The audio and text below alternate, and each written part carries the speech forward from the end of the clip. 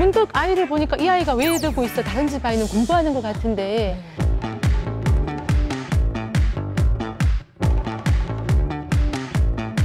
내가 수학을 못했기 때문에 한이 있거든요, 엄마들이.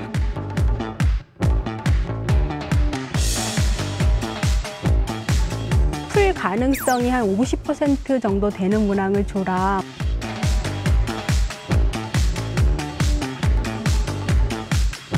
정말 어려운 책을 읽고 나면은 상대적으로 수학 문제가 쉬워 보입니다.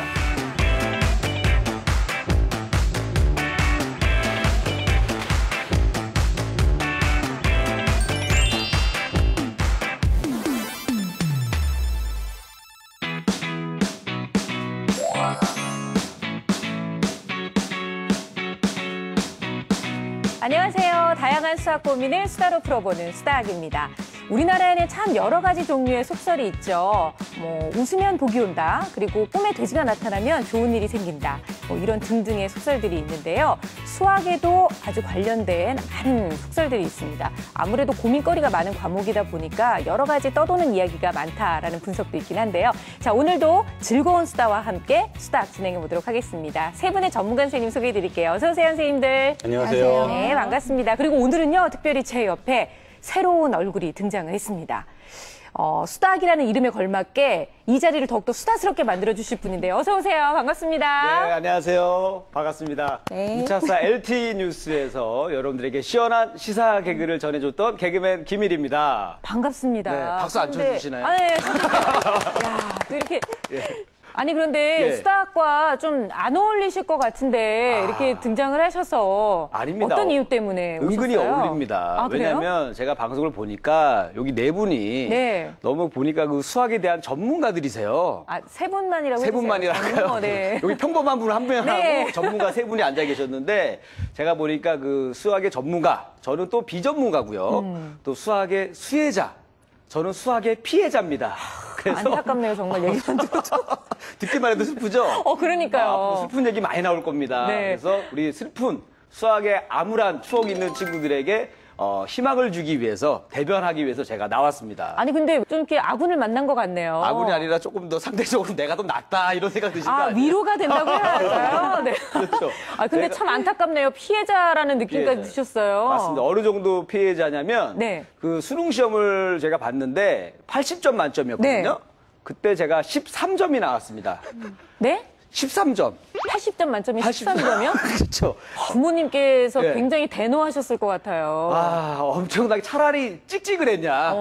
찍었으면 한 20점은 넘었을 텐데 안타까워라. 왜 굳이 풀어가지고 점수가 왜 덜 나왔냐 하면서 네. 혼난 적이 있는데 저처럼 이제 수학을 힘들어하는 친구들한테 제가 희망을 주고 또 그 네. 친구들의 의견을 제가 대변해서 좀 전달해 드리도록 하겠습니다. 근데 그 친구들에게 희망이 될까요? 갑자기. 더더욱 절망될까요? 수학은 네. 80점 만점에 60점 맞는 사람이 힘들지 13점은 힘들진 않았을 것 같아요. 모든 것을 내려놓고 그냥 마음 편하게 13점을 받아들인 거죠. 네, 아니 뭐 지금 괜찮아요. 네. 그거 덕분에 또 여기 나올 수 있는 아, 거잖아요. 그래요. 긍정적으로 맞아요. 생각합니다. 아니, 수학을 정말 쉽게 잘하는 사람이 있는가 하면 또 누구처럼 네. 이렇게 힘들어하고 또 인생에서 굉장히 큰 역경으로 또 받아들이는 사람도 있는 거거든요. 아, 그렇게 힘들진 않았어요. 뭐 역경까지 안 가셔도 됩니다. 네. 우리가 함께 극복할 수 있다는 것을 우리가 김일혜 씨를 통해서 또 함께 느껴봤으면 좋겠고요. 자, 오늘 첫 출연이어서 아주 특별한 걸 또 준비하셨다면서요. 제가 또 그냥 나올 수가 없어서 제가 또 엄청난 걸 하나 준비를 해왔습니다. 자, 속설 이야기가 나왔잖아요. 그렇죠. 속설에 대한 건데 운동을 좋아하는 사람은 수학을 잘할까요? 못할까요? 운동을 좋아하는 사람은 예. 수학을 잘하기 쉽지 않을 것 같아요. 왜냐면 아무래도 막 뛰어노는 애들 보면 쟤는 엉덩이를 딱 붙이고 수학을 좀 이렇게 진득하게 풀어야 되는데 그런 게 없는 거잖아요. 그렇지 않나요, 선생님들? 어떠세요? 운동과 그 수학과의 그 상관관계, 내지는 운동과 공부와의 상관관계가 특히 외국에서 연구된 게 되게 많은데요. 네. 뉴스위크에는 아예 표지로 나온 적이 있어요. 운동이 지능에 미치는 영향. 정기적으로 운동해주는 사람들이 지능이 높고 문제 해결 능력이 높아서 공부를 잘한다. 한국에서도 어느 한 초등학교가 아침에 수업을 하기 전에 30분씩 아이들한테 운동을 시키고 나서 공부를 했더니 전반적인 그 학업 성취도가 높아졌다고 하니까 운동을 좋아하는 아이들은 오히려 수학을 잘할 가능성이 있어요. 아니 저분 좀 피곤하네요. 제가 준비를 다 해왔는데 나는 좀 대본 보고 해야 되는데 그냥 머릿속에서 그냥 술술 나오잖아요. 수학 잘하셨죠? 수학을 잘하시니까 저 자리에 어쩐지 좀 나랑 잘 안 맞아요. 맞습니다. 네. 맞습니다. 그러니까 운동선수는요, 이 수학을 비롯해서 공부를 잘 못할 거라는 생각을 하고 계신데, 실제로, 뒤집히는 그 생각을 뒤집는 연구 결과가 나왔습니다. 네. 미국에서 초등학생들을 대상으로 조사를 했는데요. 운동을 많이 해서 신체 균형도가 높게 나타난 학생들이 수학과 읽기 시험 능력을 더 잘 통과했다라는 결과가 나왔습니다. 그러니까 결국 운동을 좀 잘하고 운동을 좋아하는 사람들이 수학도 잘할 수 있다. 네, 이렇게 봐야 되는 거네요. 그렇죠. 이제 아이들이 이제 운동을 하면서 그 느끼는 만족감이 이 학업에도 좋은 영향을 미치는 게 아닐까라고 교수님이 얘기하셨습니다. 아, 네네. 그 제 생각은 아니고. 네, 또 첫 회부터 이렇게 준비를 해오셨어요. 우리 근데 교수님 정말 교수님께서도 이 의견에 동의하시나요? 네, 아까 그 운동선수 얘기가 나왔는데, 운동선수들이 다 수학을 잘했을까? 뭐, 그거는 말할 수 없지만, 저는 개인적으로 한 선수에 대해서는 조금 자신있게 얘기할 수가 있는데요. 네. 그, 김연아가 네. 그 다니던 학교에 제가 1년 동안 수학 선생님으로 있었는데. 김연아 네. 선수 얘기하시는 거죠? 네. 피겨 스케이팅. 네. 와. 직접 가르쳐 보신 거예요, 그러면? 네. 근데, 와. 물론 굉장히 운동선수여서 수업에 참여할 시간과 뭐 수학 공부할 시간이 많지는 않았지만, 그래도 굉장히 공부를 할 당시는 몰입도가 좋았고, 네. 그 다음에 그 자세, 태도 같은 게 굉장히 바르고, 그래서, 참 열심히 하고, 참 예쁜 학생이다, 이렇게 생각했었는데, 그 학생이 나중에 김연아 학생이더라고요. 지금 김연아 선수가 볼까봐 네. 과도한 칭찬하시는 것 같습니다. 아니요. 김연아 선수는 만약에 선수 생활하지 않고 수학을 했으면, 잘했을 것이다. 수학도 저는 잘했을 것이다. 잘했을 것이다라고 네. 저는 생각을 해요. 근데 하긴 그 지구력이라고 해야 될까요? 그렇게 끈기 있게 운동을 할 수 있다라는 거는 공부를 했어도 그런 지구력을 가지고 공부를 하면 그만큼 효과를 볼 수 있는 거 아닐까요? 목표를 정하고 달성하는 그 습관, 목표를 정하고 달성하는 습관, 그것도 메타인지라고 할 수 있는데 네. 그걸 위해서 많은 것들을 해야 되잖아요. 수학이 가장 그런 과목에 가까우니까 일단 어떤 분야에 성공한 사람들은 수학을 만약에 좀 열심히 했으면 성공할 가능성도 충분히 있었다. 네. 그렇게 보이고 김연아 선수가 훌륭한 선수가 됐다는 거는 공부를 했어도 잘했을 가능성이 있어 보여요. 그렇군요. 어려움을 참는 거잖아요. 그렇죠. 네네. 그래서 운동을 뭐 선수가 되게 잘하는 게 아니고 좋아하는 그 정도의 몰입을 할 수 있는 사람이라면 당연히 어려운 수학 공부도 견디고 이겨낼 수 있는, 즐기면서 할 수 있는 그런 힘이 있지 않을까 그렇게 생각하고 있습니다. 수학을 네. 잘하면 곧 끈기가 있다. 그렇죠. 이런 얘기죠. 네, 네, 다른 아무래도. 과목에 비해서 저는 수학은 끈기가 굉장히 조금 없는 사람이에요. 그러셨지 않았을까? 자, 우리가 뭐 그 회를 거듭하면서 우리 김일희 씨 속에 숨겨져 있는 수학과 관련된 그 아픈 추억이 뭔지는 계속 해결해 나가도록 하고요. 자, 오늘의 주제를 먼저 공개하도록 하겠습니다. 오늘은 과연 여러분과 함께 어떤 주제로 이야기를 나누게 될지 화면으로 함께 만나보겠습니다.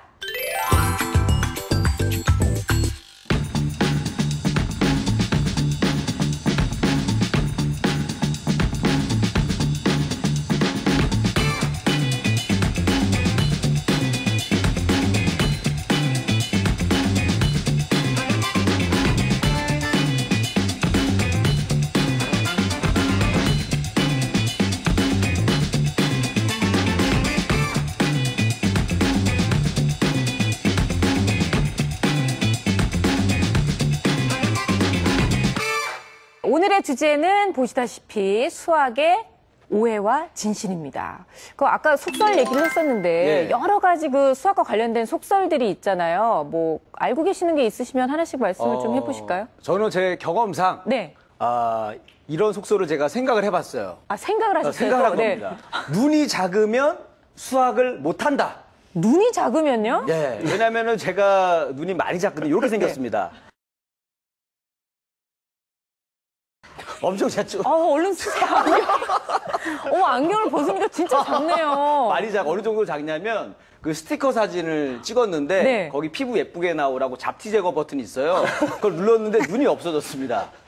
그만큼 눈에 대한 안 좋은 추억이 된 야, 사람인데 네. 제 경험상 제가 눈이 작으니까 이 문제를 건너뛰고 보는 게 아닌가. 지문 같은 걸 조금씩 덜 보고 남들보다. 제대로 보지를 못한다. 그래서 성적이 나쁘지 않나 이런 생각을 해봤어요. 그래서 아니 그럼 반대로 얘기하면 눈이 크면 수학을 잘해야 되는데 네네. 좀 작은 편이 아니거든요. 화면에 좀 작게 나오는데 실제로 작지 않아요.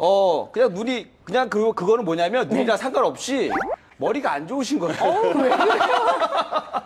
아니 지금 서로 지적할 처지는 아닌 것 같은데. 그래 뭐 눈이 작으면 수학을 못한다. 이건 좀 약간 신빙성이 떨어진 것 같고요. 혹시 이정주 선생님께서는 어떤 속설을 들어보셨어요? 수학을 잘하는 사람들은 다소 무뚝뚝하거나 표현이 부족하다. 이런 얘기는 좀 말이 없고. 네, 말이 없고 수학반의 학생들이 쉬는 시간이든 수업 시간이든 가장 개인 활동에 몰두하고 표현이 적다 하는. 네. 그리고 학창 시절을 생각해 보니까 죄송합니다, 고 교수님. 수학 선생님이나 수학을 하시는 분들은 이렇게 꼭 묻는 말에나 대답을 해주시지 좀 무뚝뚝한 편이 아니셨나 하는 개인적인 의견을 가지고 있습니다. 생각을 한다면은 경상도 남자들이 무뚝뚝하잖아요. 수학을 다 잘해야 되네요. 그래야 되는 거 아니에요? 네, 그러네요. 금방 시정하겠습니다. 민성호 선생님 어떠세요? 머리 큰 사람들이 수학을 잘한다. 늘 얘기 많이 하잖아요. 왜냐면 이게 만화책이든 뭐든 이제 공부 잘하는 애 보면 안경 끼고 머리 크잖아요. 맞아요. 그리고 그런 애들이 뭐 이상한 답도 잘 내고 뭐 네네. 천재 보이고. 그리고 유난히 그 만화 영화 같은 데서 나오는 박사님들은 머리가 크시잖아요. 그렇지 않아요? 네. 머리 큰 사람들이 수학을 잘한다. 네. 확실한 거는 머리 큰 친구 뒤에 있는 친구가 성적이 나쁜 건 확실해요. 7, 8이 잘 안 보입니다. 걔 때문에 굉장히 힘들어요. 걔는 잘 보이고. 네. 고 교수님은 어떤 속설 들어보셨어요? 수학 잘하는 사람은 감성적이지 못하다? 좀 비슷할 것 같긴 하네요. 네. 이렇게 여러 가지 속설들을 말씀해 주셨는데 과연 오늘 저희가 다루게 될 주제 속에 네 분이 말씀하신 게 나올지 궁금합니다. 자, 먼저 첫 번째 속설 함께 볼까요? 네, 수학에 대한 오해와 진실. 첫 번째, 수학머리 따로 있다. 이건 따로 있습니다. 따로 있다고 느끼지 않아요? 느껴와서 살아왔잖아요, 우리가. 저는 많이 느꼈죠. 그쵸. 따로 예. 있다, 이거는. 네. 확실한 것 같아요, 이거는. 그런데 과연 어떻게 생각을 하시는지 저희가 OX판 하나씩 드렸어요. 네. 의견들을 들어보도록 하겠습니다. 수학머리 따로 있다고 생각하시면 O. 아니다. 그렇지 않다. X. 하나, 둘, 셋. 두 분께서는 수학머리 따로 있다. 아니, 김일희 씨는 수학머리 따로 없다. 근데 우리 고 교수님께서는 또 중립을 지키셨어요. 자, 일단은 우리 김일희 씨가 수학머리는 따로 있지 않다고요? 네. 따로 있다라고 제가 얘기를 했는데 한 번 더 생각을 해봤습니다. 생각을 해봤더니 이 방송을 보고 있을 머리가 별로 안 좋은 친구들이 수학머리가 따로 있다 그러면은 공부를 아예 포기할까봐 너무 실망할까봐 그 친구한테 희망을 주려고 제가 X 들었습니다. 그래요. 하긴 또 왜 희망을 주는 방송이 돼야 되니까 한 사람이라도 그럼요. 이렇게. 네. 아니 그리고 얘기를 또 하다 보면 다를 수도 있어요. 네. 근데 고 교수님께서 또 중립을 얘기하셨거든요. 뭐 특별한 이유가 있으셨어요? 예를 들어서 수학자들이 하는 전문 수학이라면 뭐 오겠죠. 그러나 우리가 이제 보통 학교 수학, 고등학교까지 학교 수학이라고 하면 그거는 사실은 특별하게 정말 타고난 그 학습 장애가 아니고는 비록 약간 학습 부진하라 할지라도 노력이나 뭐 그런 여하에 따라서 누구나 할 수 있는 거라서 그건 X입니다. 그 수준에 따라서 다를 수 있다라고 말씀하셨어요. 근데 우리 출연자분들이 참 그 반듯하세요. 웬만하면 들어다 놓을 수도 있는데 네 분이 다 들고 계세요. 얘기가 끝날 때까지 얼마나 팔이 아프셨을까요? 그런데 수학머리 따로 있다고 지금 의견에 동의하시는 우리 두 분 선생님 얘기를 먼저 들어야 될 것 같은데 이정수 선생님은 어떤 의견이신 거예요? 저는 아이들 이제 교실에서 보더라도 그림이나 음악에 소질이 있는 아이들이 있어요. 그리고 유달리 초등에서 큰 뭐 수학 이야기를 하긴 그렇지만은 셈이 빠르다든지 좀 계산력이 뛰어난 아이가 있어서 다른 어떤 재능과 같이 수학 머리는 따로 조금 있는 게 아닐까 그런 의견을 냈습니다. 민 소장님. 수학머리 있고요. 수학 뭐 근데 그게 너무 단정하시는 거 아니에요? 그거는 뭐하고 똑같았냐면 아무도 가르쳐 준 적이 없지만 달리기 빠른 애가 있어요. 그러면 그런 아이가 축구가 쉽거든요. 수학도 똑같은 환경에 뒀어도 어떤 아이가 잘하는 아이가 있어요. 타고난 수학적 재능이 있는데 중요한 거는 타고난 재능만 재능이 아니어서 개발된 수학 머리도 타고난 거나 별 차이가 없거든요. 그러니까 고 선생님하고 생각이 비슷할 수 있는데 수학 머리가 있긴 하지만 개발될 가능성은 있다. 물론 타고난 아이가 더 유리하긴 하지만 그렇죠. 그렇지 않은 아이도 개발을 하면 타고난 아이보다 훨씬 더 잘할 수도 있어요. 네. 그 유리하다는 단어가 제일 중요하네요. 수학 머리가 있으면 좀 유리할 수는 있지만 무조건적인 것은 아니다. 저 키가 큰 사람이 농구하기 쉬운 거하고 비슷한 걸 거예요. 아마. 그렇죠. 예.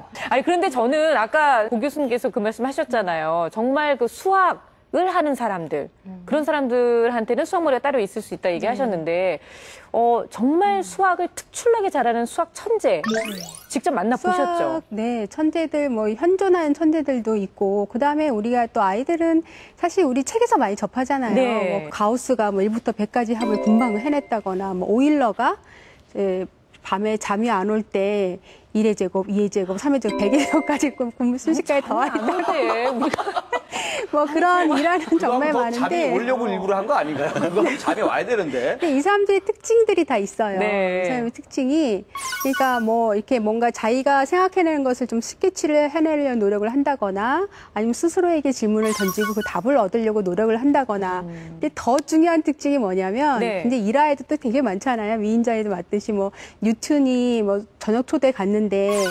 뭔가 문제가 생각나서 방에 가서 문제 풀다가 나와보니까 식탁에 이렇게 닭뼈가 이렇게 수북해서 내가 참 저녁을 다 먹었지 뭐 이랬다거나. 어머나. 그다음에 그 여자 수학자 중에 아그네시 이런 사람도 밤 2시까지 문제를 계속 풀다가 이제 부모님이 자라. 그래서 이제 잤더니 아침에 일어나니까 문제가 풀려 있어. 그러니까 자다가도 일어나서 문제를 풀었다거나 이렇게 이 사람들의 특징은 다 보면 몰입이 다른 거예요. 몰입이. 네.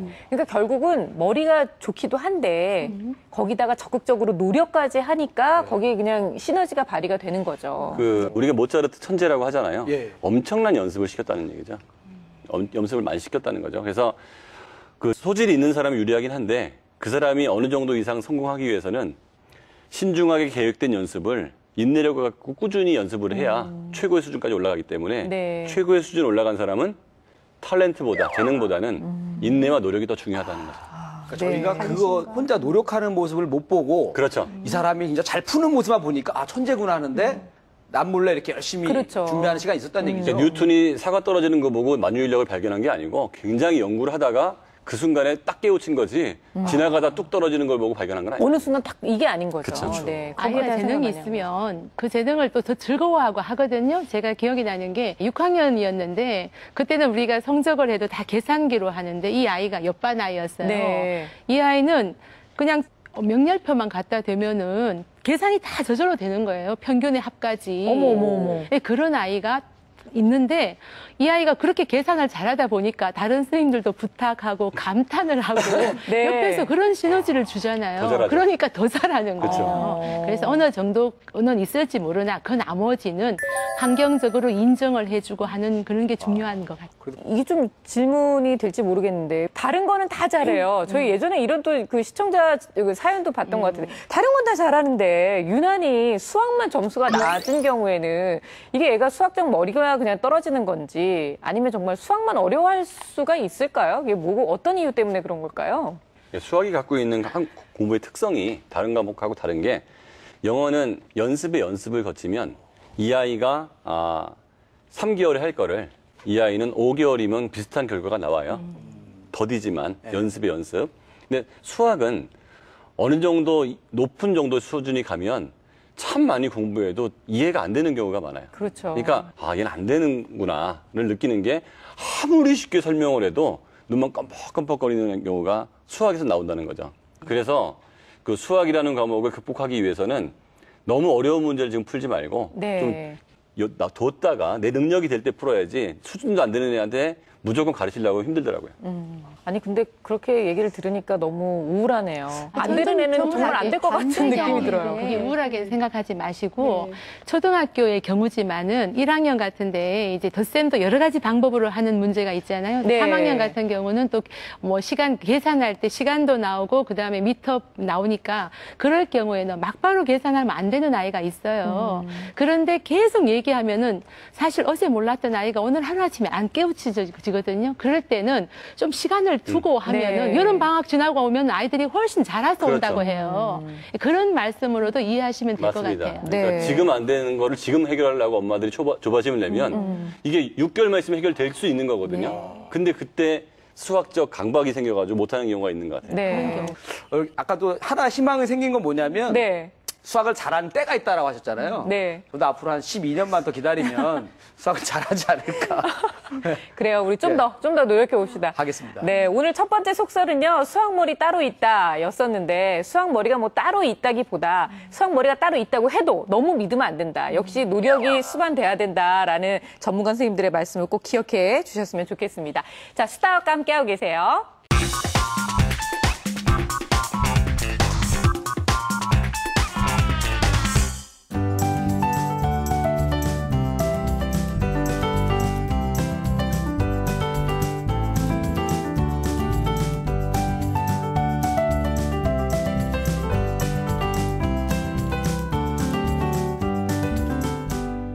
네, 수학의 오해와 진실 이제 두 번째 주제 함께 볼 텐데요. 화면으로 함께 보겠습니다.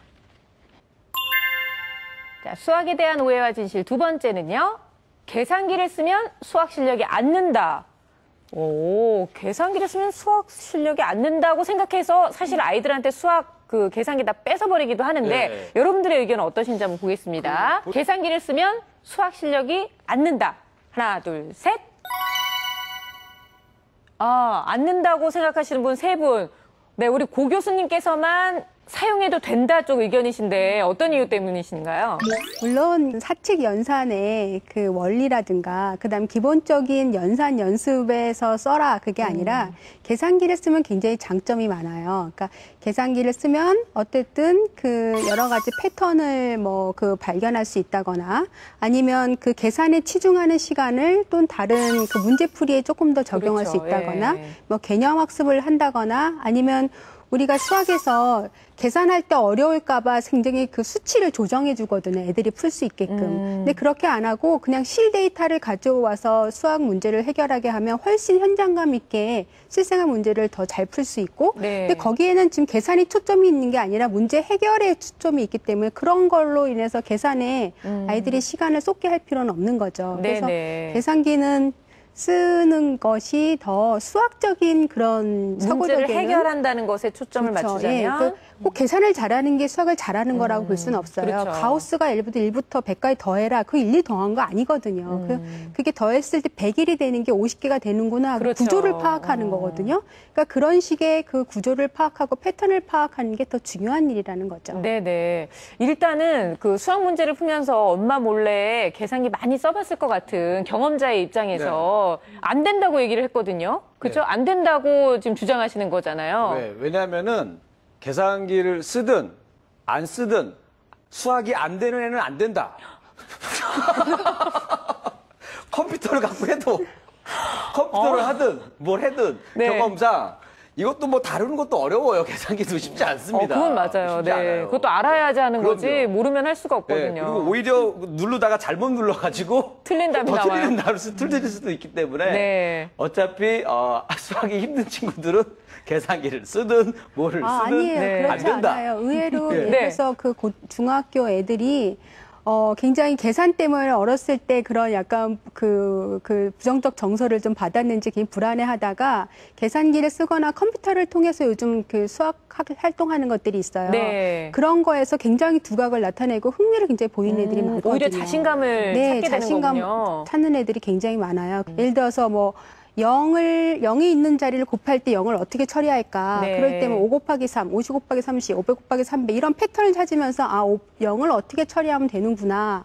이런 것들이 일종의 사고력이에요. 네네. 그래서 계산기를 무조건 쓰면 안 된다. 이거는 잘못된 생각인 거라고 저는 생각하죠. 일단은 이제 계산기를 쓰면 수학 실력이 늘지 않는다라고 주장하시는 우리 두 분 선생님 얘기를 좀 들어보면 사실 초등학교에서는 저도 그렇지만 연산이 중요한데 기본적인 연산을 파악하는 네가 계산기를 써? 아니 저희 큰아이가 그 구구단도 잘 못 외우는 애가 두 자릿수 곱하기를 정말 깨끗한 종이에다 해갖고 오는데 이거는 의심을 살 만한 일이잖아요. 그래서 저는 이상하다고 생각해가지고 뒤를 봤죠. 그랬더니 정말 휴대폰을 탁 켜가지고는 전자계산기로 이렇게 딱 계산을 하는 걸 제가 본 거예요. 근데 막 혼내자니 더 이렇게 기가 죽을까 못 혼내게 도구를 활용할 되는데. 수 있는 인간인 거죠. 그렇기는 하네요. 네. 좋게 보면 그런데 이제 그런 이유 때문에 사실은 이제 기본적인 연산에 대한 훈련을 안 하게 될까봐 이제 반대하시는 네, 거죠. 초등학생 아이들이 수학 관련 질문을 들어보면은 선생님 계산기가 있는데 우리가 왜 복잡하게 더하기 빼기 뭐 이렇게 나누기 곱하기를 해야 돼요? 이런 얘기들이 있어요. 네. 근데 지금 이제 스토리텔링 교과서가 보급이 되면서 5학년, 6학년에서 어려운 문제 옆에는 계산기 사용이라고 이렇게 괄호 안에 나오고 있어요. 네. 근데 그런 문제는 어떤 문제인가 하면 답을 계산기를 사용해서 구하는 문제는 없는 걸로 알고 있어요. 그 과정에서 아까 교수님 얘기하시듯이 과정에서 계산식이 너무 복잡하게 이 과정의 전체를 해결을 하는데 이 계산이 하나의 과정에 속할 때는 이렇게 계산기를 써도 된다고 하는데 적답식으로 지금 그렇게 하지 않기 때문에 계산기를 그렇게 권장하고 있는 건 아니라고 생각합니다. 네. 중학교, 고등학교는 아니면 고차원적인 수학을 할 때는 계산기를 쓰는 게 훨씬 낫죠. 이미 계산한다는 건 의미가 없는 수준이에요. 하지만 초등학교 때 아이들이 계산을 많이 하면 그쪽에 머리에 자극을 많이 받거든요. 그러면 계산이 자꾸 쉬워지고 계산이 빨라지기 시작을 해요. 그러면 숫자를 갖고 노는 게 익숙해진 아이가 수학을 하기가 쉬운 거는 네. 달리기가 빠른 사람이 축구를 하기 좋은 거하고 똑같아요. 그래서 계산을 많이 시키는 이유는 지겹더라도 그 계산을 연습하는 걸 통해서 이 아이의 머리가 발전되거나 숫자를 좀 친하게 만들 수 있는 네. 그런 상황이 되는 게 의미가 있죠. 그러니까 저희가 계속 얘기하는 수학의 기초 체력을 그렇죠. 이제 다지는 부분으로 연산을 계산력도 생각해야 있어야 되는 거죠. 되니까. 네. 그게 익숙해지고 나면 별로 할 필요는 네, 없겠죠. 요즘 어디 뭐 조기 축구 다니세요? 계속 축구 얘기만 하셔가지고. 사실 저는 그 재능이라는 거에 대해서 못하는 게 몇 가지가 있어요. 저는 뭐 공부 쪽은 이렇게 못한 경험이 없는데 리듬을 타거나 스텝을 받는 걸 못해요. 네. 축구는 스텝이잖아요. 공을 받아서 발을 놓고 차야 되는데 그렇죠. 저는 이게 무릎으로 치고 뭐 이렇게 네, 하는 게 있잖아요. 공을 차려고 그러면 공을 밟거나 제 발만 차요. 거기를 못 맞추는 거죠. 그래서 이 세상에 약한 부분이 있구나. 그렇죠. 그런 걸 느껴요. 이제 드디어 우리 소장님보다 제가 잘하는 게 하나가 있다라는 거를 네네. 찾았어요. 축구는 제가 좀 더 잘하는 것 같습니다. 얘기 들어보니까. 근데 사실은 국가교육과정에서 아이들의 계산에 대한 쏟는 그 시간보다는 사실 요즘은 사고력에 더 쏟게 하려는 그런 노력을 기울이고 있어서 네. 계산량을 계속 줄이려는 노력을 하고 있거든요. 네네. 그러기 때문에 일단은 교과서에 이런 부분에 연산 훈련이 필요할 때는 그냥 연산을 할 수 있도록 그냥 하고 그 다음에 계산기를 써도 되는 그런 장면에서는 또 다 표시가 돼 있어요. 그렇죠? 네. 그래서 그런 데서는 계산기를 쓰도록 하고 그렇게 그냥 교과서를 잘 따라서 지도를 하시면 될 것 같아요. 네. 저는 거기에 대해서 좀 반대 의견이 좀 있는데요. 그게 뭐냐면 그 미국식이나 그 서구식 교육 방식이거든요. 근데 그들이 그런 교육 방식을 썼을 때 성공했느냐. 그러니까 지금 나오는 얘기는 반성론이. 네. 그래서 미국 같은 경우도 이제 공학을 전공하는 사람이 자꾸 적어서 유학생이 아니면 공학 석사들이 네. 별로 없다는 거예요. 일본이 유도리 교육을 시켜가지고 연산을 대폭 줄인 적이 있었어요. 그랬더니 일본 아이들이 수학 실력이 월등히 떨어져서 다시 지금 연산을 늘리기 시작을 했거든요. 네네. 사실 미국 같은 경우도 약간 좀 교육열이 높은 사람들은 네. 일본식이나 한국식 연산 교재를 사용해서 실제로 학습지를 많이 해요. 미국에서도 추세가 다시. 네. 그래서 혹시 여러분 아이들이 그 계산기를 초등학교 때 얘기입니다. 네. 한 고등학교만 넘어가도 사실은 뭐 큰 의미는 없을 것 같은데 이미 연산 능력이 생겼으니까. 그렇죠. 대학생들은 연산을 지금 할 이유는 없을 것 같고요. 하지만 초등학교 때만큼은 될 수 있으면 계산기를 덜 쓰고 네. 연산을 할 수 있도록 하는 게 좋을 것 같다는 생각이 들어요. 이게 뭐 꼭 연산 능력이라기보다 연산을 하는 과정을 통해서 수와 친해지고 수학에 대한 어떤 단련이 된다는 어떤 그런 의미로 그렇죠, 생각을 하면 그렇죠. 될 것 같아요. 맞아요. 꼭 연산을 뭐 진짜 100개를 몇 초에 풀어 뭐 그런 의미 이런 없죠. 차원의 얘기는 아닌 것 이제 같고. 천재라고 하던 뭐 아인슈타인이나 이런 분들이 계산기를 두들겼다 이런 얘기는 없잖아요. 네. 초등 같은 경우는 아이가 사실 합리적으로 선택을 못해요. 그렇기 때문에 계산기가 있으면 그걸 먼저 쓰고 싶거든요. 그렇죠. 아니 그래서 어른도 마찬가지잖아요, 사실. 어느 정도까지는 조금 삼가를 하는 게 그리고 옳다고 계산기도 이제 나중에는 쓰게 하면은 네. 우리 또 이 장비 계산기는 누구는 엄청 좋은 거 쓰고 누구는 안 좋은 거 쓰고 맞아요. 하면서는 또 이 빈부의 격차에 대한 또 소외감이 생기지 않을까. 아니 그리고 실제로 네. 그 수학용으로 쓸 수 있는 계산기가 우리가 그냥 일반적으로 일상생활에 쓰는 거 말고요. 공학용과 뭐 이런 거가 굉장히 다양하다고 얘기를 들었거든요. 그러니까 그런 거를 사용하는 방법도 따로 배워야 된다고 얘기를 들었었는데. 게다가 현실적인 예로 가보면 내가 계산기를 쓰든 안 쓰든 현실적으로 시험 때 계산기 못 쓰잖아요. 맞아요. 중고등학교 시험에. 가면 어쨌든 그러면 못 쓰잖아요. 항상 시험이라는 게 제한된 시간 내에 답을 내시오가 되기 때문에 계산 속도가 늦으면 수학적 사고력이 없는 게 아닌데 네. 점수는 안 나오는 일이 생기죠. 그러면 이쯤에서 이런 아이디어를 좀 들어보고 싶어요. 계산을 힘들어하는 아이들은 분명히 있거든요. 근데 그렇다고 해서 계산기를 줄 수는 없고 그렇다면 계산을 좀 더 즐겁게 할 수 있는 좀 또 다른 방법들 혹시 제시해 주실 게 없으실까요? 보통 우리가 뭐 놀이수학 뭐 이런 얘기 굉장히 가장 많이 기본적인 하지만. 거는 학습지의 장수를 줄여주면 돼요. 그러니까 10장을 풀어야 될 걸 5장만 풀게 네. 한다든지. 같은 유형의 문제를 반복해서 문제에 질리도록 하지 않는 게 네네. 계산을 풀이하는 과정은 다 정확한 과정을 하되 너무 문제의 양의 아이들이 지쳐 있는 거 아닐까요? 문제를 줄여주는 게 엄마들은 계산이 맞았는지 틀렸는지에 굉장히 민감하거든요. 네. 근데 그 계산을 하는 목적은 답을 내는 것도 충분한 시간을 가지면 답을 낼 수가 있어요. 근데 어느 정도 속도 내에 답을 냈느냐도 굉장히 의미가 있는 것 같아요. 계산을 할 때는. 저는 수학 시간 때 항상 시간이 남았거든요. 그러기 쉽거든요. 하는데 시간을 줘도 안 되는 건 안 되더라고요. 이게 아무리 말해줘도 네. 아는 것만 몇 개 풀고 나머지 찍으니까 시간이 남아요. 그래서 시간 남을 때 옆에 뭐 하나 한 번씩 보고 이렇게 하는데 아는 거 몇 개가 13점이었네, 그렇죠? 아니 다 정말 틀렸네. 역시 지금도 사회적으로도 초등학교에서 계산기를 사용해야 되냐 말아야 되냐 굉장히 의견들이 분분하기 때문에 그런지 전문가 선생님들 사이에서도 그렇죠. 팽팽한 의견들이 좀 갈렸었습니다. 사실 뭐 속설이 이게 사실이다 아니다 이게 중요한 거라기보다는요. 이런 속설 안에서 우리가 좀 아이들이 수학을 좀 더 즐겁게 할 수 있는 방법을 찾아가는 과정이라고 생각을 하시면 될 것 같고요. 자, 어쨌든 간에 연산이라는 어떤 수학의 기초 체력을 다져야지만 나중에 가서 더 어려운 문제를 풀 때 시간을 단축할 수 있다는 것. 네, 민성훈 소장님의 그 말씀을 좀 기억에 둬야 될 것 같습니다.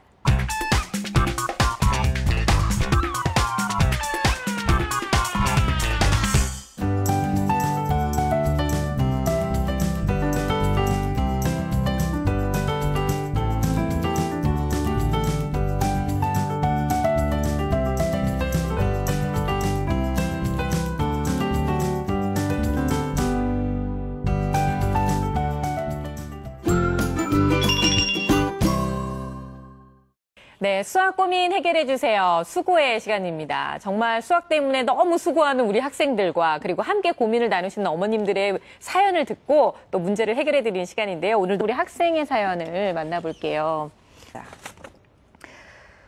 초등학교 5학년 남학생이래요. 엄마가 스토리텔링 수학을 잘 하려면 책을 많이 읽어야 한다면서 위인전집부터 세계사까지 자꾸 책을 사십니다. 아이고, 왜 이렇게 찔리죠? 자, 참고로 성적은 중간입니다. 저는 책을 빠른 속도로 읽지 못할 뿐더러 엄마가 책에 너무 돈을 많이 쓰시는 것 같아 짜증나서 화가 납니다. 엄마 걱정하시는 거죠? 그리고 엄마 걱정하는 척하네요. 많이 쓴다고 걱정해 주시는 거. 아빠와도 한 번 다투시는 걸 보기도 했대요. 네, 제가 고민을 상담하고 싶은 부분은요. 어떤 책을 중심으로 읽어야 하나요? 이 부분을 해결해서 나머지 책을 중고로 팔든지 하라고 엄마한테 말하려고. 아유, 어떻게. 그리고 하루에 수학 공부하는 양과 독서하는 시간을 얼마나 배분해야 할까요? 이건 저희 아빠도 궁금해 하시는 부분입니다. 이렇게 보내. 어머, 이 아이는 5학년 치고 굉장히 생각이 많네요. 수학보다는 다른 걸 배워야 될 것 같아. 너무 배려심이 높아가지고. 그렇죠. 배려심이 네. 있는 친구인데요. 네. 어떻게 조언을 좀 해주시겠어요? 일단은 네. 비전문가가 했던. 아, 예, 그래요. 해드릴게요. 좋아요. 네. 일단 어떤 책을 읽어야 되냐 궁금했잖아요. 일단은 제 생각에는 아까 뭐 위인전이나 이런 거 말고 어려운 법전. 정말 어려운 책을 읽고 나면은 상대적으로 수학 문제가 쉬워 보입니다. 이거 보는 바에는 차라리 수학 문제 푸는 게 쉽겠다.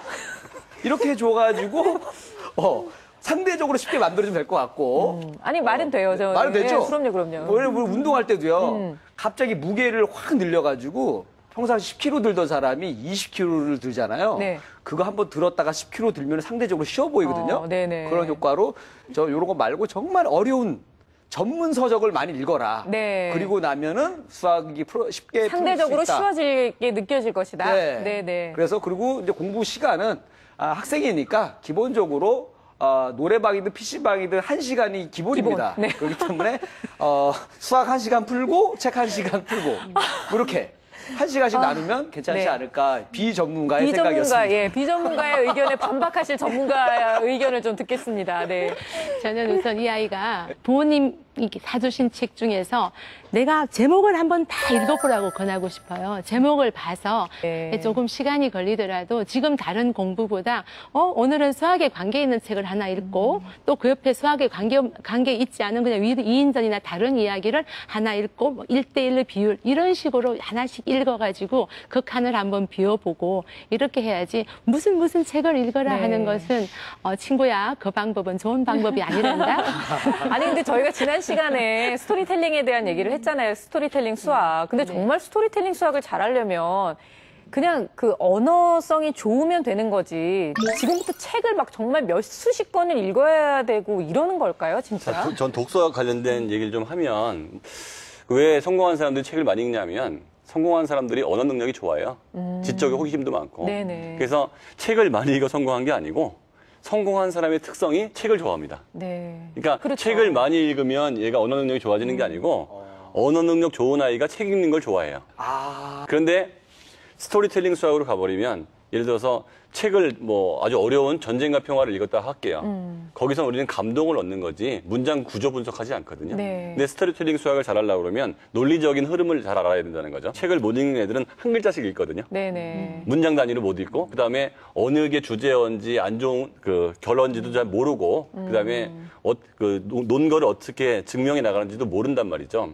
그래서 무작정 책을 많이 읽는 것이 이 아이의 언어 논리력을 향상시킨다고 생각하는 것은 조금 무리가 있다. 네. 이 아이 말이 맞는 것 같고 차라리 아까 얘기한 것처럼 사실은 좀 오버하지만 법전 같은 게 어려워.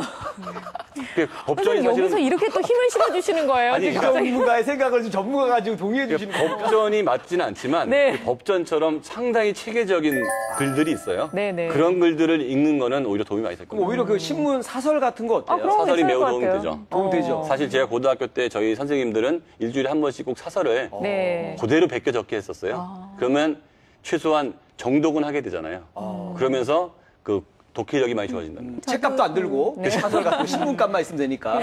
저도 그 초등학교 6학년 때 선생님이 그 일주일에 한 권씩은 반드시 책을 읽고 독후감을 쓰게끔 했었어요. 네. 근데 그 당시 처음 독후감을 썼는데 그때는 이걸 왜 써야 되나 내용 다 알고 있는데 그랬는데 자꾸 쓰다 보니까 그 내용을 좀 흐름을 제가 이렇게 체계적으로 이렇게 잘 보여주고 그다음에 또 적다 보니까 비판 의식도 생기더라고요. 네. 이거는 좀 이렇게 흘렀으면 좋았을 텐데 뭐 아쉽다 뭐 이런 그런 것도 머리가 쓰게끔 좋았던 하고. 아니, 제가 봤을 때는 고 교수님께서는 기본적으로 어렸을 때부터 이 지능도 좋으시고 이거 해결해 주는 아니고요. 시간이 아니고 그래서- 본인 자랑하는 시간이에요. 말은 그래서 5학년 정도면 한 권 정도는 네. 그래도 이렇게 읽고 짧은 책이라도. 짧은 책이라도 읽고 그 좀 이렇게 써보거나 네. 그 얘기를 좀 해본다 그런 시간을 좀 갖는 게 좋은 것 같은데 아까 근데 아이들마다 차이가 있다 그랬잖아요. 좀 어려워하면 그 책은 좀 쉬었다가 다시 말씀하신 대로 쉬운 책 다시 읽고 다시 이게 다시 또 돌아가도 되는 돌아가고. 거고 예, 네. 그렇게 좀 융통성 있게 해도 어떤 될 것 같아요. 책은 이 목차가 나와 있는 책이 있어요. 이제 시작부터 에필로그까지 네, 이렇게 정말 안 읽히는 책은 그 정리해서 한 번씩 읽어보는 것도 전체적으로 아까 이제 그 소장님 말씀하신 대로 줄거리 이해하고 하는 여러 논설문 뭐 설명문 이런 식으로 네. 아이들이 잘 안 읽히는 책은 크게 제목과 그렇게만 읽고 보더라도 나중에 되면 또 그런 능력이 길러지거든요. 네. 정리를 하자면 저 질문이 스토리텔링 수학과 독서의 상관관계였잖아요. 네, 맞아요. 그러니까 너무 많은 책을 읽는 거는 스토리텔링 수학에 큰 도움이 되지 않으니 되지 않는다. 그 어머니 이 아이한테 그 중고책을 좀 팔아서 네. 차라리 아이가 정말 읽고 싶어하는 책을 고 교수님 말씀하셨던 것처럼 일주일에 한 권을 사러 나가는 그 시간을 또 같이 즐기기도 하면서 아이한테 좀 부담 없이 접근하시는 것도 좋을 것 같아요. 근데 저 어머니가 너무 이해되는 게 근데 전집으로 엄마 사는 게 싸요. 이게 세트로, 훨씬 싸고 세트로 뭐 주는 것도 다시 말하면 많아요. 그 위인전은 이 아이의 공부 동기는 올릴 수 있으나 네. 그게 직접적으로 스토리텔링 수학의 그 독해력으로 가지는 않는다. 않는다. 네. 너무 네. 부담스럽게 전집 빡 이거는 아닌 것 같아요. 이거는 그런 경험 정말. 많으신가 봐요. 아유, 어렸을 때부터, 네, 집에 항상 있었잖아요. 그런 거 안 사보셨어요? 아버님하고 또 싸우는 모습 보면서 아이가 또 마음속으로도 내가 더 잘해야 되는데 하고 부담도 가진 것 같으니까 엄마의 열정을 이해하고 있는 이 아들이 얼마나 고마워요. 아드님하고 또 이 어머님하고 얘기도 많이 나누시면서 이 책에 대한 어떤 부담감을 좀 줄여주시는 게 좋을 것 같습니다. 자, 수고에는 여러분들 위해서 늘 항상 문 활짝 열고 있으니까요. 여러분들의 사연 많이 보내주시기 바래요.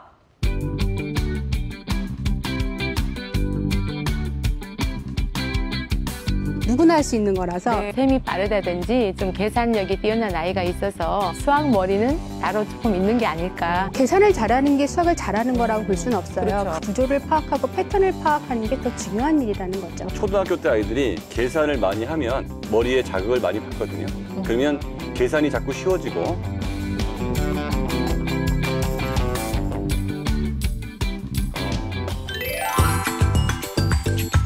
자, 이번에 다룰 마지막 속설 어떤 건지 화면으로 함께 만나볼게요. 세 번째 오해와 진실, 답안지 최대한 멀리해라. 그래요. 우리가 초등학교 때 정말 엄마가 답안지 찢어가고 뭐 불태우고 막 이런 경우가 많았었는데 자, 여러분들의 의견은 어떠신지 궁금합니다. 답안지는 최대한 멀리하는 게 좋다. O 아니면 X. 하나, 둘, 셋. 오, 의견이 딱 반으로 나뉘었어요. 아, 엄마의 입장과 남자의 입장이 다른 건 아닌가 싶기도 한데요. 저도 사실은 이번 주에 아이들 수학 문제를 한 권씩 나눠주고 딱 정말 답안지 생각을 못 했거든요. 그런데 저희 아들은 턱 이걸 답안지를 찢어달라고 그러더라고요. 저희 딸은 굳이 붙어있는 걸 싫어하지 않는 눈치였어요. 역시 수학을. 그런데 정말 이 답안지라는 것은 보면은 안 되는 걸까 이렇게 생각하는데 네. 당연히 답안지는 봐야 됩니다. 왜냐하면 답안지가 없으면 한 문제도 못 풀어요. 아, 못 푸니까. 네. 네, 답답하시죠. 답답합니다. 진도가 안 나가잖아요. 친구가 안 나가니까 그래서 이게 있어야 마음이 좀 놓여요. 네. 언제든지 보진 확인할 않더라도? 수 있고. 아, 언제든지. 언제든지 볼 수도 있고. 그리고 저는 원래 한 10문제 정도 풀고 나서 네. 답안지를 봐야 되는데 한 문제 풀고 봐요. 이해가 그리고 위로를 돼요. 얻고도 풀고. 네. 그래서 있어야 된다라고 네. 생각을 합니다, 저는. 글쎄요. 또 이 공부하는 게 좀 어려워서 진도 나가기 어려운 사람 입장에서는 네. 그럴 수도 있을 것 같은데 우리 민성원 소장님은 어떤 측면에서? 상태마다 다른데요. 상태마다. 예를 들어서 어떤 문제를 딱 봤는데 끙끙거려서 풀 수 있는 아이는 답안지를 안 보는 게 맞죠. 네. 근데 3시간째 가만히 본다고 해서 답이 나오지 않는다 그러면 누구같이. 네. 이걸 언제까지 쳐다보고 있을 거냐는 거죠. 그러면 답안지를 봐서라도 이렇게 하는 거구나. 아, 네. 즉 다시 말하면 처음에 익히는 단계에는 모범 답안 수학자들이나 문제집을 낸 사람들이 이렇게 푸는 게 가장 모범적이다. 라는 그 패턴을 익히는 과정에서는 답안지를 보는 게 맞고 네. 그 패턴이 다 익고 나서 응용 문제를 풀 때는 이 패턴이 다 익었어요. 그때는 답안지를 보지 않고 어떻게든지 풀려고 노력하는 게 맞기 때문에 대부분의 처음 공부할 때는 답안지를 보는 게 훨씬 학습에 플러스가 된다는 거죠. 네. 어쨌든 요때 상황에 따라서 볼 수도 있다. 보는 게 낫다라고. 처음 배울 때는 네. 보는 게 낫다. 그러니까 기본 틀을 배울 때는 배워놓고 네, 그렇죠. 응용 동작 들어갈 때는 그렇죠. 이제 안 보고 보지 해라. 않도록 노력해라. 스스로 만들어내라 이런 얘기죠. 네. 근데 이제 여성분들의 입장은 달랐어요. 참 공교롭게도 이게 남녀가 딱 나뉜다는 게 너무 신기한데요. 답안지를 멀리해야 되는 이유에 대해서 우리 교수님께서는 어떤 의견이신가요? 이게 뭐 남녀의 차이인지 아니면 공부하는 전략의 차이인지는 잘 모르겠는데 이런 데 답안지가 절대 필요 없는 거라면 어디에도 안 만들었겠죠. 근데 그렇죠. 만약에 답안지가 풀이가 꼭 필요한 거라면 모든 문제 옆에다 달아놨겠죠. 근데 이제 그렇게 분리했다라고 하는 건 정말 적절히 뭐 필요에 의해서 활용을 할 수 있는 거라고 저도 생각을 하는데 일단 문제를 푸는 이유는 어떤 그 수학의 지식을 얻는다기보다는 문제에 대한 적응력도 키우고 사고력을 키우는 데 목적이 있는 거잖아요. 그래서 그런 면에서 일단 아이들이 문제에 대해서 좀 생각하는 힘을 키우기 위해서는 바로 답안지를 보는 것보다는 최소한 그래도 한 번 풀어보고 다시 한 번은 풀어보고 난 다음에 필요에 의해서 이 답안을 좀 능동적으로 읽는 거죠. 내가 네. 어느 부분을 놓쳤나, 그다음에 내가 잘못된 생각이 뭐였나, 내가 어느 부분을 몰랐나, 이제 그런 거를 점검하는 정도에서 이제 볼 수는 있죠. 그런데 가급적 그래도 처음부터 답안지를 펴놓고 공부를 한다거나 그것보다는 네. 가급적 멀리해라, 이제 이런 의미입니다. 네. 우리 이정투 선생님은요? 저는 제가 이야기하는 게 거의 이제 초등의 경우잖아요. 근데 초등 같은 경우는 문제집도 너무 친절하게 옆에 힌트 이렇게 제시가 많이 돼 있어요. 그래서 아이들이 하는 이야기가 엄마 선생님이 이렇게 뭐 가르쳐 주실 때는 알았는데 혼자 하려니까 잘 안 안 돼요. 되죠. 예. 왜냐하면 너무 친절한 안내를 받다 보니까 그런 안내가 없는 상황이 불안한 거예요. 문제를 혼자 스스로 해결을 이제 하려고 하니까 막 기억이 선생님한테 어떻게 배웠더라가 아니고 이걸 어떻게 해결해야 되지가 아니고 어떻게 했더라 이렇게 돌아가게 이제 생각이 돌아가려고 하니까 이때는 저는 과목에 따라서는 답안지가 필요한 과목도 있겠지만은 네. 수학, 특히 초등에서는 정 안 될 때는 교과서를 설명을 다시 한번 참고를 하더라도 해답은 좀 삼가하는 게 좋겠다. 네. 근데 요즘 아이들이 하는 그 공부의 방식이 대부분 다 그런 것 같아요. 거의 뭐 학원을 가도 그렇고 인터넷 강의 같은 걸 들어도 그렇고 다 선생님들이만 푸시잖아요. 네. 아이들은 그냥 눈으로만 이렇게 따라가기 때문에 이렇게 보면 아이들이 정말 적극적으로 능동적으로 하는 게 하나도 없어서 스스로 생각하는 능력이 떨어진다 이거. 그러니까요. 네. 그냥 애들은 앉아서 눈으로 보고 이해하기만 하면 되고 선생님들만 머리가 좋아지시는 것 같아요. 늘 항상. 이게 그런 지난번에 느낌이에요. 우리도 얘기했지만은 학과 습이 시간 안배가 되어야 되는데 우리가 배우는 이제 우리가 가르침을 듣는 시간과 본인이 익히는 시간은 틀리거든요. 네. 그래서 어떤 분은 학습이 돼야 되는데 지금은 그렇죠. 습이 본인이 없는 거죠. 습이 될 시간이 없다. 그래서 아이가 스스로 푸는 그 시간만이라도 네. 몰입을 하게 해줘야 되지 않겠는가. 그러니까 너무 수업 시간에도 진도만 나가는 네. 것 같은 느낌이 들어요. 네. 사실은 뭐 한 10분, 20분 정도 개념에 대해서 선생님이 학을 하시면 아이들이 나머지 30분 정도는 뭐 정말 본인이 스스로 공부할 수 있는 시간을 줘야 되는데 그런 게 참 많이 부족하다는 생각도 많이 들고요. 제가 늘 하는 말이 배우고 또 배우니 헷갈리지 아니한가. 배우고 익혀야 기쁜데 배우고 또 배우니. 그런데 우리는 계속 배우기만 하니까. 네. 근데 아이들한테 엄마들이 답안지 찍고 제가 상담할 때도 답안지 찍고 그런다고 하는데 찢으니까 애가 수학 문제 풉니까 이렇게 물어봐요.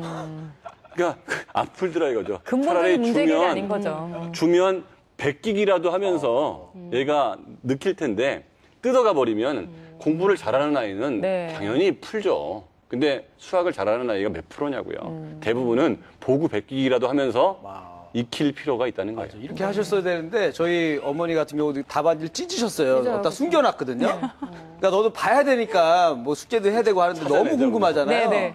그 답안지를 찾으려고 온 집안을 다 뒤지다가 아버지 비상금을 찾았어요.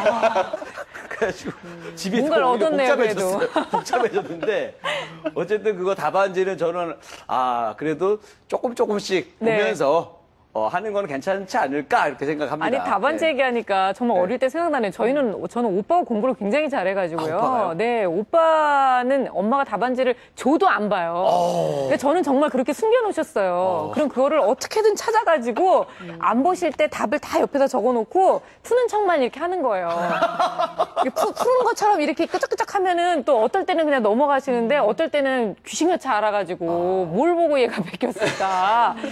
정말 남일 같지가 않고 정말 옛날 생각이 많이 나네요. 그러면 답안지를 활용할 때 학년별로 아니면 이렇게 뭐 초, 중, 고 좀 이렇게 활용할 수 있는 방법이 다를까요? 다를 수 있을까요? 근데 연산은 답안지를 안 보는 게 맞죠. 왜냐하면 목표 연산은 안 자체가 보고. 문제 해결 능력이 아니고 훈련이니까. 네네. 그런데 이제 연산을 단계를 넘어서서 개념이 나오는 것들이 있거든요. 그런 것들은 패턴을 익힐 때까지만 보고 익히지 않을 때는 안 봐야죠. 네. 그리고 답안을 볼 때도 답안에 있는 답이 다 더 좋은 풀이는 아니에요. 네. 본인이 한 게 더 나을 수도 있고 또는 뭐 본인은 굉장히 약간 중요한 어떤 그 과정을 좀 스킵해서 나올 수도 있기 때문에 풀이 과정에서 더 잘 되어 있는 풀이를 좀 비교해서 공부할 필요도 있고 그렇죠. 그러니까 그런 쪽에 좀 신경을 쓰면서 답안지 보는 요령도 좀 지도할 필요는 있을 것 같고요. 네.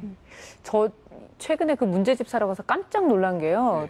정말 그 K 뭐 문고에 갔더니 초등학교 4, 5, 6학년이 보는 문제집이 벽 하나더라고요.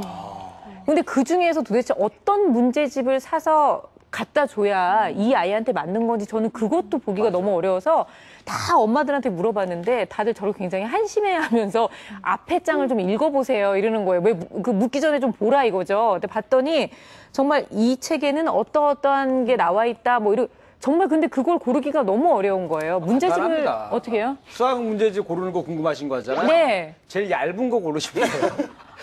이러지 마세요 정말. 하여튼 비전문가의 조언은 전문가의 생각입니다. 얇게 부담 없이. 네. 네, 얇게 부담 없이. 얇고 부담 없고 싼 거. 싼 거. 어차피 안 풀 거.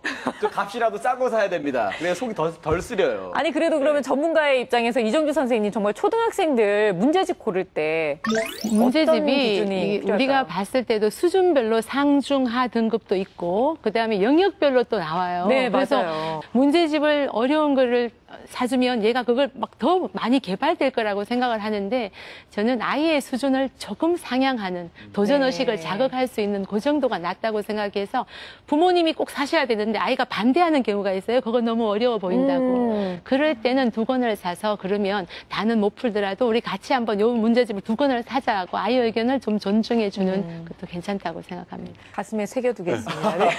자, 오늘 수학에 대한 오해와 진실 함께 알아봤는데요. 3번째 속설까지 답안지는 최대한 멀리해라. 여러분들 다 아셨죠? 멀리해라가 정답이 아니라 적당히 자신의 상태에 맞게 효율적으로 잘 활용하길 바란다. 이렇게 조언을 해주셨습니다. 자, 오늘도 3분 함께해 주셔서 감사드리고요. 오늘 네. 첫 방송 하셨어요. 예. 어떠셨어요? 제가 예전에 그 수학을 많이 싫어했는데 네. 우리 또 전문가분 이렇게 얘기를 듣고 나니까 더 싫어졌습니다. 농담이고 네. 예전에 만약에 좀 일찍 시작했을 때 그쵸. 이런 분들의 얘기를 들었다면 조금 더 내가 13점이 나오진 않지 않았을까. 31점? 그렇죠. 최소한 그 정도 냈었을 것 같은데 이제 만나기 조금 아쉽네요. 네네. 예. 저도 참 그 생각 많이 했어요. 네, 네. 이분들을 좀 더 일찍 만났더라면 서울대도? 뭐 이런 생각? 그 정도까지는 모르겠네요. 미안합니다. 과욕이었어요. 오늘 기대 이상이었어요. 아, 그래요? 네. 아니, 비전문가의 조언이 네. 나름 그래도 이렇게 은근히? 설득력이 있다는 생각이 듭니다. 네, 다음 원래 시간 더 가끔씩 기대하겠습니다. 민간요법이 더 잘 먹힐 때가 그래요. 있습니다. 맞아요. 네. 다음 시간에도 좋은 의견 많이 내주시기 바라요. 네. 네, 알겠습니다. 오늘 나와주신 4분 감사드려요. 고맙습니다. 감사합니다. 감사합니다. 네, 오늘 수학에 대한 오해와 진실 함께 얘기 나눠봤는데요. 어떠셨어요? 오해가 좀 많이 풀리셨나요? 진실을 다 알려드리지는 못했지만 그래도 이 속설을 통해서 여러분들이 어떻게 하면 수학을 효율적으로 공부할 수 있는지에 대한 방법을 알려드렸던 것 같아요. 그리고 가장 중요한 건 노력은 결코 배신하지 않는다. 선생님들의 말씀 잊지 마시고요.